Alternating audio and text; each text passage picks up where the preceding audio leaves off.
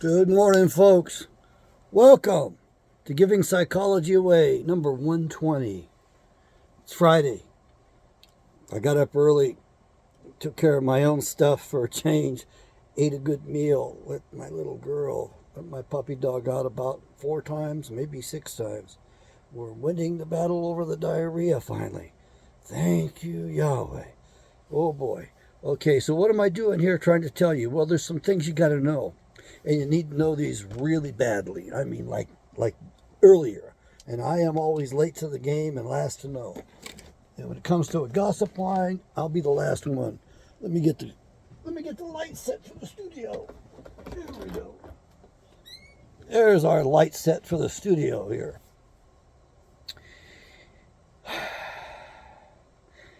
We are under attack. We've been fighting this war for much longer than I can imagine at this point, to be honest with you. The attack is full bore. They are sabotaging us right now, and they're going to continue that until we put them down. They're not going to stop until we put them down. Do not expect this administration to put them down. They want this. Do not expect your military to defend you. General Milley, Chi-Com General Milley, well, by God, he's going to help the Chinese. And what's going on right now is a combination of the World Economic Forum and the Chi-Coms and everything else. Okay, you need to understand this is long term, this is serious stuff. And your last president aided and abetted the entire thing by allowing a couple of biological weapons to be dispatched. That's right. He's screwed up. But that doesn't mean he shouldn't be president again. And DeSantis, my God, he's got George Soros' endorsement. Anything but Trump. There's a reason for that. Soros is guilty of a lot of crimes, and he needs to be brought to justice. And right now, the underbelly of America is exposed entirely by that son of a bitchin' state on the southern border, Arizona. The baby state, the last state of the union, which should not be regarded as a state. If you want to understand Arizona, it's best regarded as a territory. It doesn't come up to the measure of being a state. It is so corrupt. And you've got judges down there that are just really weird. You have a law enforcement system that gets away with the murder with impunity because the judges back them. My God, it is horrible down that way. It is not up to par with the rest of the states. It was because of what was allowed to happen and continue happening in the state of Arizona that the nation was taken down. As I've said before, Arizona is the soft underbelly of the United States. And because they don't even know how to have an election down there, the man who set up all this bullshit a long time ago is now in the position so that when this current governor comes out of office, and she will come out of office, he's going to become governor.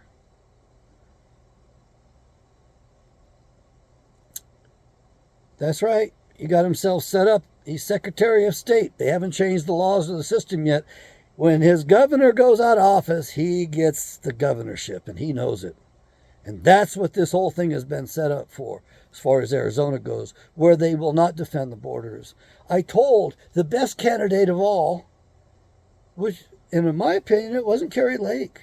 It was the other Republican. Maybe I was wrong. She didn't take the advice I gave her. I told her if she wanted to become governor, she only had to take one action.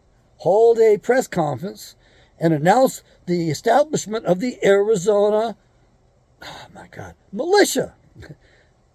That's all she would have to do, is just declare we need an Arizona militia. And then point to the 2 tasks explicitly dictated, if you will, expressed, written in the Constitution for the militia. Defend our borders, quell insurrections, put down insurrections, riots, and defend our borders. And there's no way that the Supreme Court justices would rule in any way but in favor of a militia. And the militia was the most powerful body in the entire government, in the entire country, because it consisted of we the people. And when the doggone legislators screwed up, we enforced the laws against them. When a sheriff needed help, we helped the sheriff. When the sheriff was the problem and committed the crime, we took the sheriff into custody. You see, you don't have a Second Amendment. No, you don't. And they're working on taking that away. Because as soon as they finish destroying the internal parts of this country, and by the way, they poisoned the watershed for about a third of the nation. That's the chemical warfare they're waging off their railroad tracks and all that stuff. Look, folks, none of that's happened by accident. It's happening all over the place. Trump aided this thing. How? He decided to relax the standards. The train would have had a set of brakes on it had he not relaxed the standards. It wouldn't have been so many cars. They could have stopped it. I don't know if they would have stopped it. And then the other problem is that, all this stuff, this buzz, this great high-speed shit you got wrapped around you, did you realize that this is the greatest weapon, according to the United States Air Force? In about 1974, they announced that this network is what you call it. This is their weapon. And it's been established in public schools, in elementary schools in the dead of the night during that bullshit pandemic. They went in and they put the stuff in the elementary schools to make sure to give the kids their daily dose. Folks, I told you it's unlimited warfare. And the sad part is, it ain't a fair war. And you can't even fight it fairly at this point. You're not allowed to. Your government won't allow you.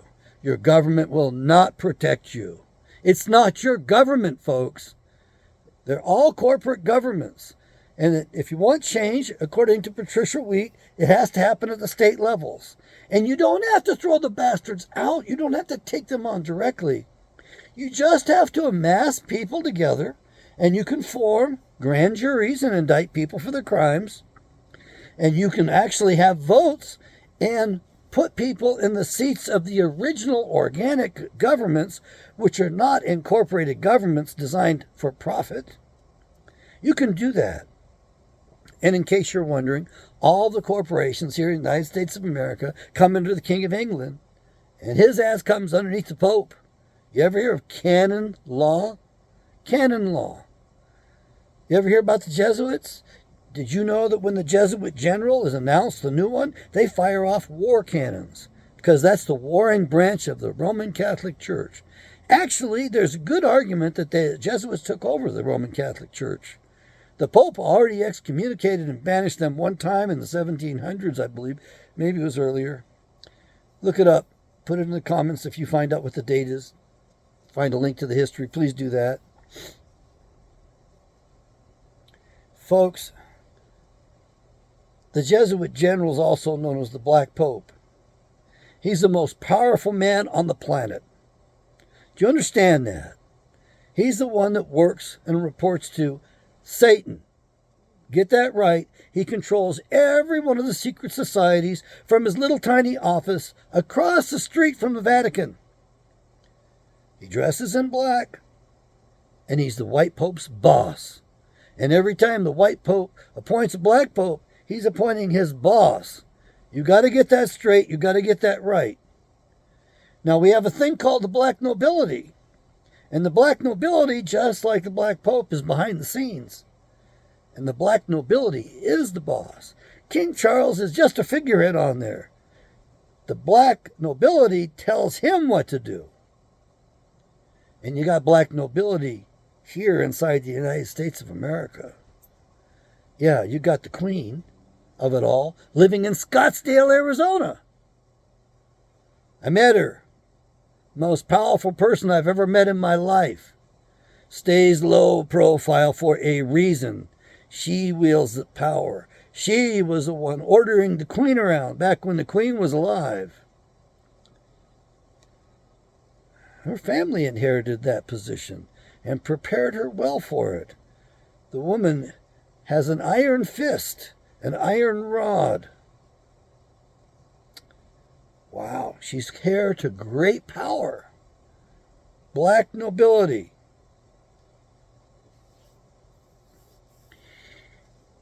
In 1993, I met two of the jihadis that were in the country. They identified themselves clearly to me. And all I could think of was, where's my 357 Magnum? I know what kind of a jackass I'm dealing with here in front of me. Me and my fiance were stopped at the border where they checked fruit in Yuma, Arizona. I think that's highway number 8 or 10.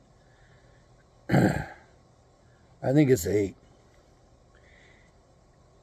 And we come over the hill and we had to stop at the checkpoint. And we left early in the morning, like 4 a.m., kind of tired, sleepy. I was in a hurry. We were driving all the way to Texas. My dad was in the hospital, or he was actually going to go in the hospital for surgery. So me and my foreign-born bride-to-be got in my Toyota Supra and did that long jaunt across Arizona, New Mexico, to Texas, down to San Antonio, where my parents were. We were engaged at that point. And she was from Taiwan. So don't ask me if she was a Chinese national or not. I haven't figured that one out. And she told me that she forgot her passport just as we're leaving the state of Arizona, just as we're crossing the border. And I didn't think anything of it. I said, don't worry about it. We're not going out of the country. We don't need it. Oh, yes, we did. She was right. And we stopped. And there were 2 Iraqi Republican Guard soldiers there. They identified themselves clearly. I had just read in the newspapers in a little tiny column that Bush brought over 5,000 members of the crack troops of the Iraqi Republican Guard and settled them here. Not only that, he did it a second time. So he brought over a total of 10,000 Iraqi Republican Guard soldiers. And I met 2 of these guys. And they talked to me and told me, we're from Iraq. The one guy spoke broken English, and the other guy just listened intently. I think he probably spoke better English, but he wasn't going to open his mouth. I think he was the commanding officer of the 2. And the fellow told me, and it was the smaller guy who was listening intently. And the taller guy says, we're from Iraq. Bush brought us over. And I said to him, I know. And then he said, we're jihad. We're waiting to be activated. And of course, at that time, I'm trying not to alert too much on these 2 gentlemen, because I don't want them realizing that I don't want them in my country. I realize what they are. And I'm thinking about the 2 357s revolvers in the back of the car and a paper bag loaded up. And I didn't know which way to turn right at that moment. And this fellow says to me, we're waiting to be activated. Could take years. That's not the only time we brought our enemies in here, and it's been our presidents who do it, just to show you they're not in charge of the show. They're not running it at all. They're just figureheads. At the end of the Vietnamese the war in Vietnam, or the police action, got a yahoo rigid buddy of mine who doesn't think straight. Falls for any and everything, has to insist that you got to call it the right way. He's so concrete and so rigid. I mean, it's almost lovable, but the problem is he doesn't. He's a fool. Can't think straight. Can't think strategically.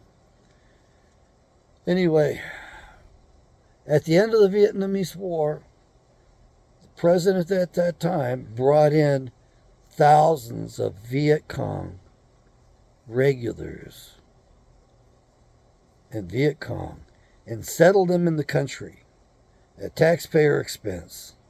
They brought in a few divisions of North Vietnamese and settled them up and down the Mississippi River. And they were waiting to be activated. So in case you're wondering, they're getting activated. And you're seeing the fruits of their labors right now. We're being attacked chemically and biologically.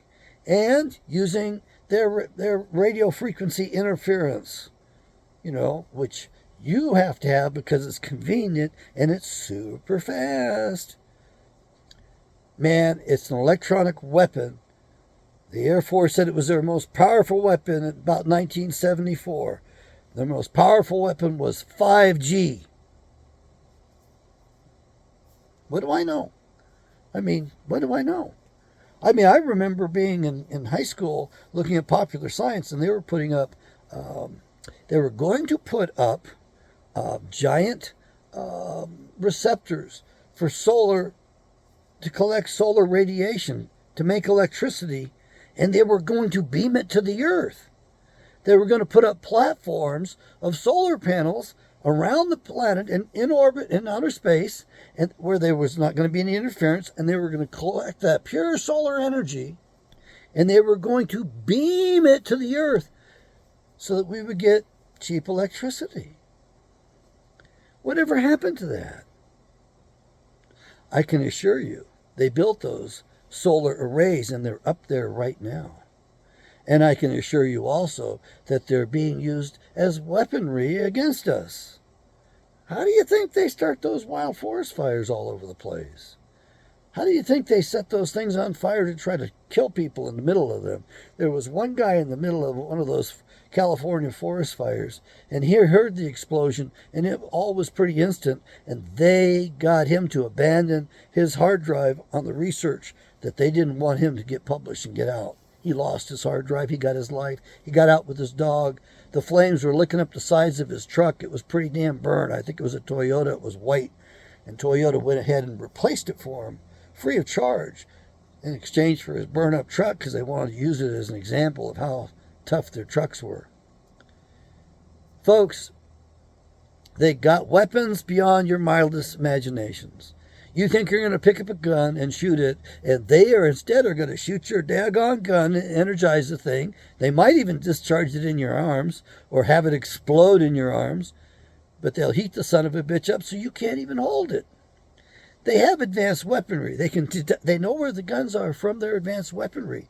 They've got the sensors. They've got the devices. Here in Alaska, back home in Alaska, the state troopers were running one of their weapons around, and they could tell where the guns were in the cars. It took two of them to pinpoint where the guns were. One went by and says, "Oh, there's a gun in the car." The trooper would say, "Hang on, I'll be right there. I'll drive past you. I'll let you know exactly where that gun is in the car." They were testing the weapons out up there. They test the weapons out in Alaska before they bring it to the main part of the country. And we had one guy, a troop, we saw him in civilian uniforms. He was bragging about he had the best job in the world.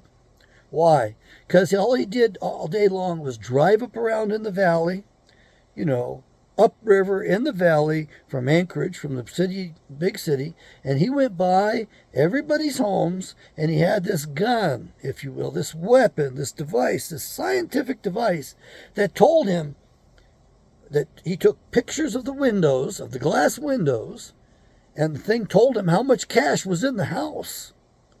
And we're talking back in about 1990. And he didn't have to dress in uniform. And when he went back, he took his camera in with the photographs of the windows. Guess what they did with the pictures of the windows? They decoded every conversation that was held on the other side of that glass. Your own army, regular army, was spying on you at the time full time. And you think you can depend upon this army to protect you? What about General Milley? Isn't he in the army? Wasn't he given a command by the president, who's supposed to be his commander-in-chief? Didn't Biden tell him, shoot that damn balloon down before it gets to the intercontinental ballistic missile fields in Montana? And what did General Milley do? He said, "No, sir, we're not going to do it." He refused a direct order from the president.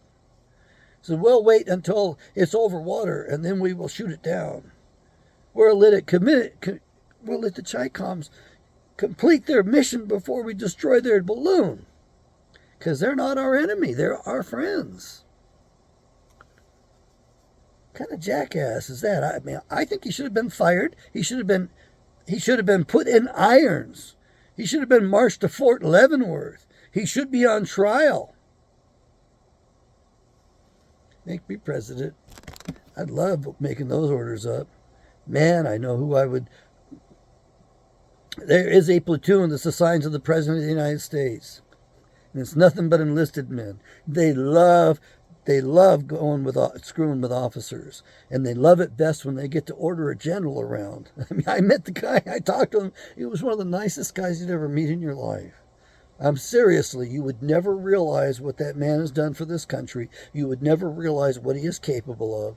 He's a happy-go-lucky guy. I hope he's still alive today. He's 6.5 feet tall, and he let me tease him sometimes and was pretty vulnerable to it. He liked to have a laugh and a good time, and he did some incredible work for this country, and he was reporting directly to the President of the United States. And quite often, as he said, the happiest moments of his life when he got to call up a general saying, "By order, General so-and-so, by order of the President of the United States, you will."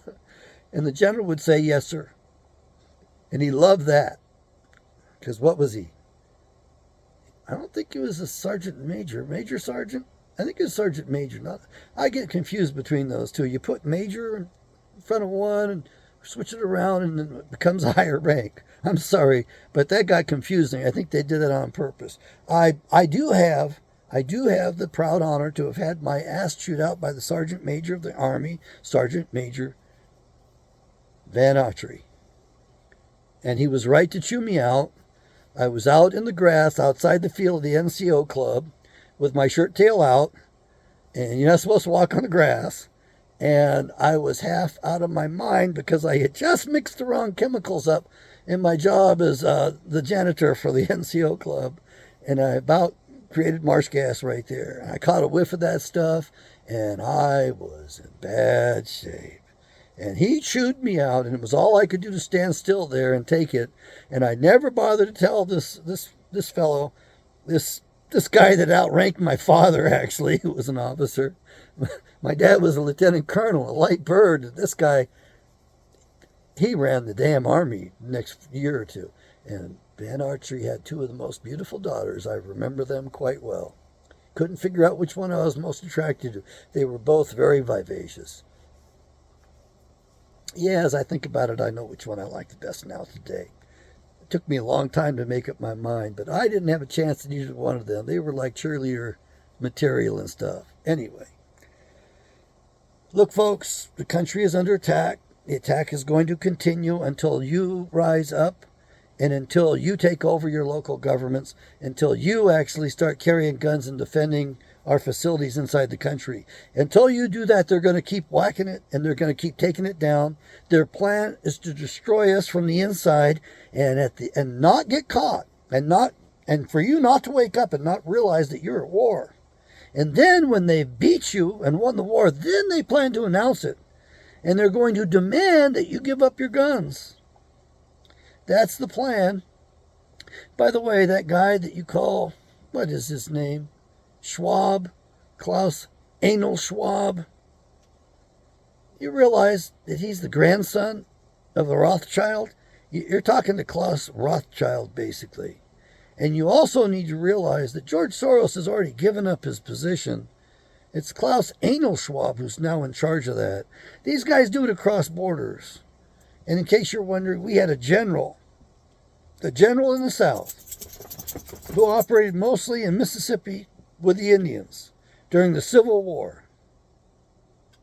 And he planned, from his position, he planned World War I, World War II, and World War III. And he wrote those in letters to his buddy in Italy, I think his name was Mancini, who became his head after he left the planet, left the Earth. Yeah, that's right. They planned this stuff that far in advance. So this railroad stuff was planned so far in advance, they actually made a movie about it called White Noise. You see, this Hollywood, the Creative Actors Association, is a CIA subcontractor, if you will. They're controlled by the CIA. And so they're busy brainwashing you through the movies and the scripts and all that stuff. And they also do this weird little thing. They tell you in advance what they're going to do to you. Yes, they do. They show it to you usually in a movie or something, or in a cartoon, and then they make it happen. And that just shows you how in power they are, because sometimes they're 20 years in advance. So they show it to us. And it's almost like they're putting it in our face, and they want us to know how powerless we are. So folks, stop being powerless. Get this video out there. This is number 120, and it's time to circle the wagons. It's time to get your guns out, oil them up. You're going to be carrying them, either openly or very, very covertly. You're going to have to use them for self-defense. It is here. This war, this civil war, this uncivil war, this guerrilla warfare, it's going on. All they do is take 30 caliber rifles on those doggone transformer stations, and they knock out electricity. Your Congress kept you purposely vulnerable because they're controlled too. They're bought and paid for. They're a totally captured group. They are part of the I am bought off party. All of them. They all should be taken into protective custody, debriefed, and charged with their crimes accordingly, or sent home. Well, some of them are going to be kept in prison if I'm in charge, because they're going to be tried. But you need to understand, they have made this country entirely vulnerable. You need to understand the enemy has us by the throat. There is no way out of this. It's just going to get much worse from here. And they're about to crash your dollar. They're bringing everything to bear at one time. They got control of it all. It is a one world government. It's already there. And it's very much communist, in case you're wondering. They make sure so you can't identify it. I don't know if the corporations own our government or our government owns the corporations. You tell me. Facebook is obviously the Department of Defense agency. Anyway, folks, I got to go. I got to take care of myself. You take care of yourself. I'll catch you on the other side now. Yahweh bless. May you bless Yahweh. Yahweh bless the Republic. May we restore our Republic. May we make America good again.